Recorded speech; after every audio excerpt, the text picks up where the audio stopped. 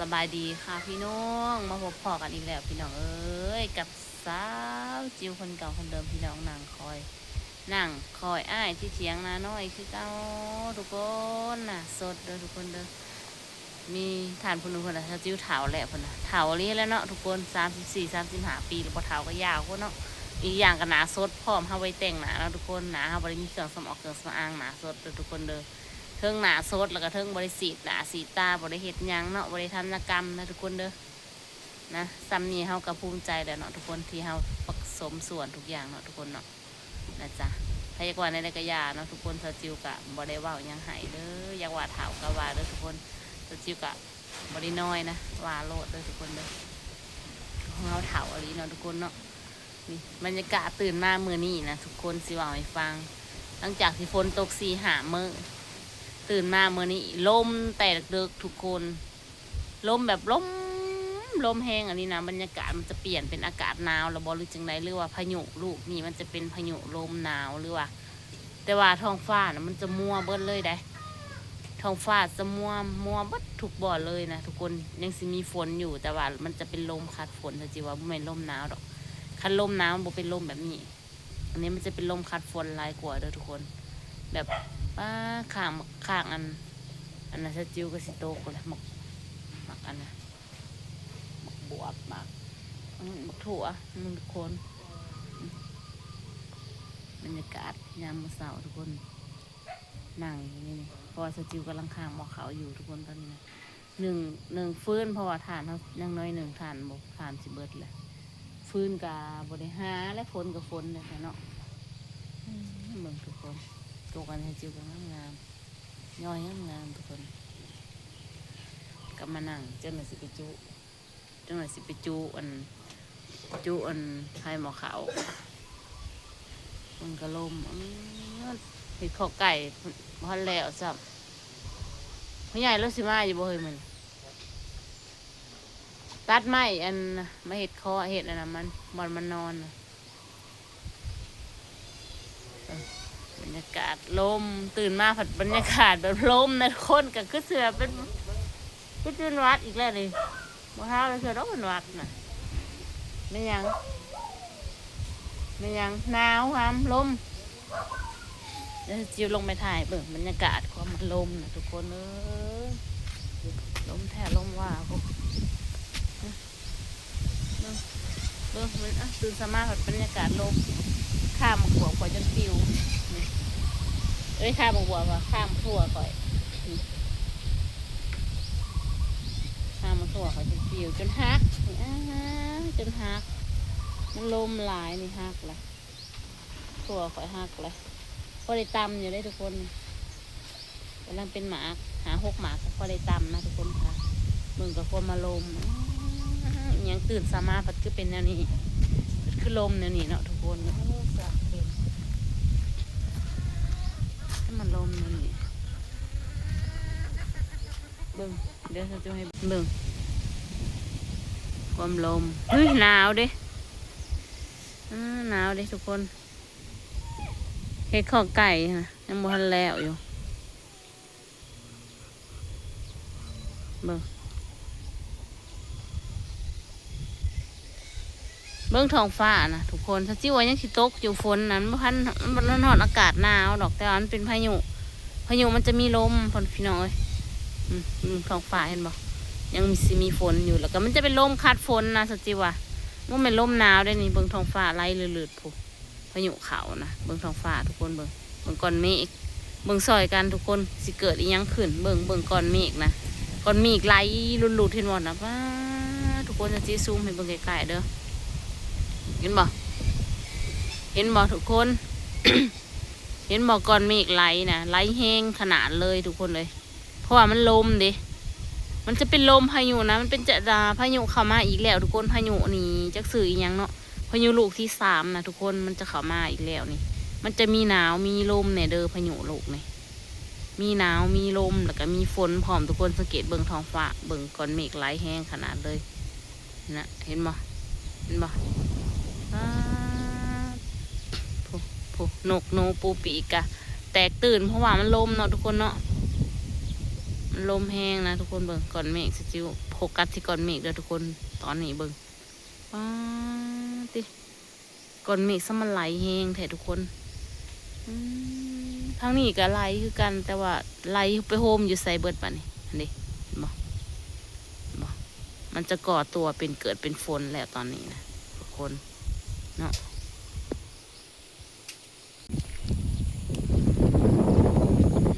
สังเกตกกอันนี้ค่อยคนพอมาลงทางหนามาเล็กเนี่ยมั้งเอาพี่หนึ่งก็เล็กเลย6:49บางทัน7:00สั่งทันอยู่ดอกเฮียนก็ได้มาข่าวมันสุกเอามาตะวีนั่นสีย่างอยู่ทงสิเพราะว่าเขาดังพื้นเขาบกคุ้มบ่ได้เขาดังพื้นนะเขาต้องนั่งเขาเที่ยวจูดิสลับไปกินข้าวเลยทุกคนเลยมาลงมาย่างอยู่ในทงสีชมพูน้องนะเป็นยังเป็นแถวนั้นเลยเดินไปไหนกันเห็นกอกแล้วครั้งไว้สบายมอง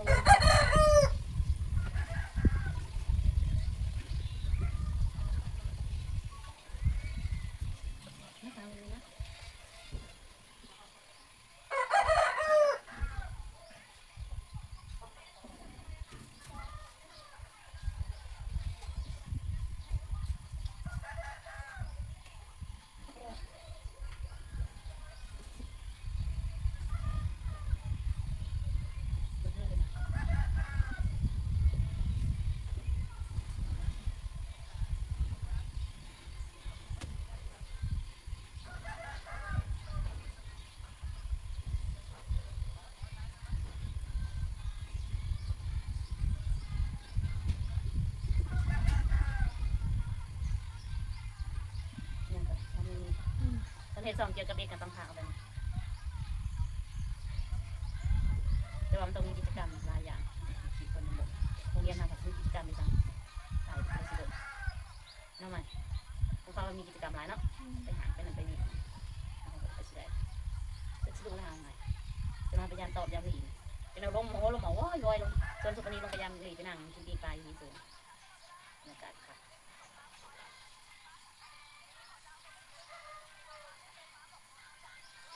กระปังตัวอ้วน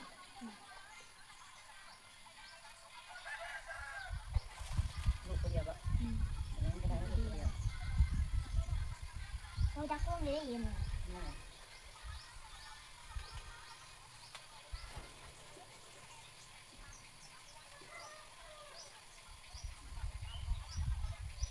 เรียบร้อยทุกคนเปลี่ยนผมก็จะนุ่งเครื่องเปลี่ยนสมมตินุ่งได้เสือนี่มันใหญ่ลูกเปลี่ยนเครื่องใหม่ได้เป็นเราเห็นกินแล้วไปทางนี้ไปเอาไปนั่งเตี้ยเนี่ยเตี้ยลงคนไม่จะคุ้มไฟคุ้มหมดกินได้ลูกเอ้ยคุ้มหมดกินสาวได้ลูกกันเออ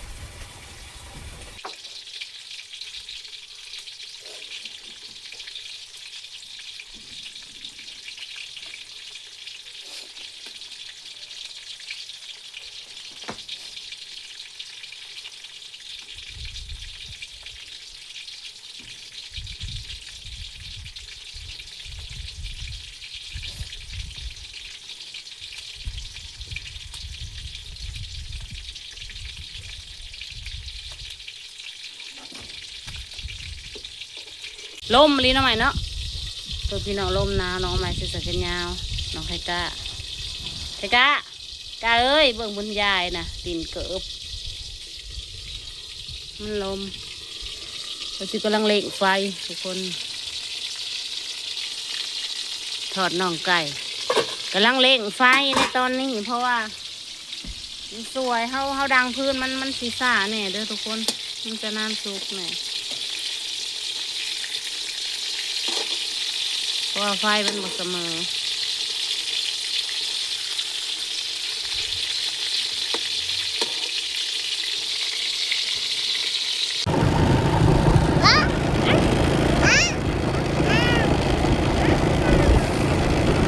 ห่อทงเฮียนแล้วห่อทงเฮียนแล้วเด็กหน่อยก็ยังบ่ร้ายเพราะว่าพ้นตกลัดเศร้าห้องบ้านไข่บ่เฮ้ยเปิ้นห้องกับบ้านไข่เด้อทุกคนไผถือกระแจเจ้าเป็นหัวหน้าของป้าหนึ่งบ่ลูกโอ้นางลุงเป็นหัวหน้าของป้าหนึ่งถือไว้ดีๆขั้นจ้องหามลืมมาเมื่อคืนนี่พาเราจ้องเมื่อเฮ้ยลืมอยู่ที่แม่แก้วจ้องฝันมีอันเดียวแม่เมื่อได้จานพ้นทำน้องผูกเขาไปผูกไปไว้พากันเขาไปผูกลูกมวยพากันไปผูนเดี๋ยวลืมกินข่าวเด้อลูกเด้อถ้าได้น้ำก็มีเดี๋ยวลืมกินข่าวเพราะว่านอนใหม่พอท่านกินข่าวเศร้านะแม่ฝ่ามาส่งมันหนาวได้ทุกคนนี่นะจะจิ้วเมื่อก่อนมาหาหนองนาเบียก่อนทุกคนบัดนี้นะหลังจากไปส่งน้องใหม่ยุงเฮียนเนาะสจิวกับเขามาหาน้องนาเบียเขามาน้องนาเบียมันจะขาดบัดนี้พักกันหนังเป3 คนเปน้องนะถ้าทุญ่าก่อนทุญ่าปลาลุงมาเร็วทุญ่าเด้อปลาลุ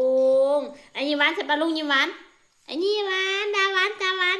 เบิ่งสั่งนางเฮ็ดได้เบิดน้องนาเบียทุกคนเบิ่งแลบลิ้นดูช่างให้ยังได้เบิดน้องไทกาตากฝนมื้อนี้พอดีสจิวนะขี่รถเข้ามาพอดีฮอดวัดทุกคนฮอดวัดฝน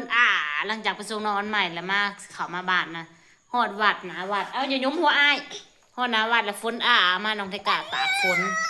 ขี่รถจักรมาน้องไทกาตากฝนนี่เริ่มขี้หุ่มเลยตากลมฝนตากลมไปส่งเลยนะคะทุกคนสจิวกับมาเอาเด็กๆคือเก่าฝนบริโตคันฝนตกแห้งก็เข้ามาหาน้องนาเบียบ่ได้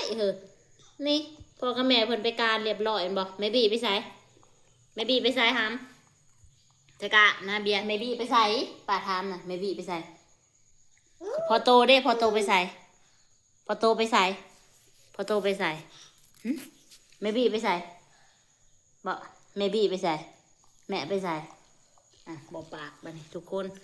นะจ้ะสจิวกะจะเป็นประมาณนี้เลยทุกคนฝ่าฝนตกแห้งก็คือเขามาหาน้องนาเบียบ่ได้เนาะนะจ๊ะมีแต่ตอนเที่ยงแล้วน้องอันใหม่สิย่างมาเฮือนเพิ่นว่าแม่เอาคนจองหายนะทุกคนจะสิขอจบคลิปไว้สักนิดสักก่อนเด้อทุกคนเด้อฝากกดไลค์กดแชร์กดติดตามหน่อยเด้อบ๊ายบายก่อนลูกบ๊ายบายปะลุงเอาบ๊ายบายก่อนเร็วๆเอามือขึ้นมาบ๊ายบายเดี๋ยวเร็วบ๊ายบายไหน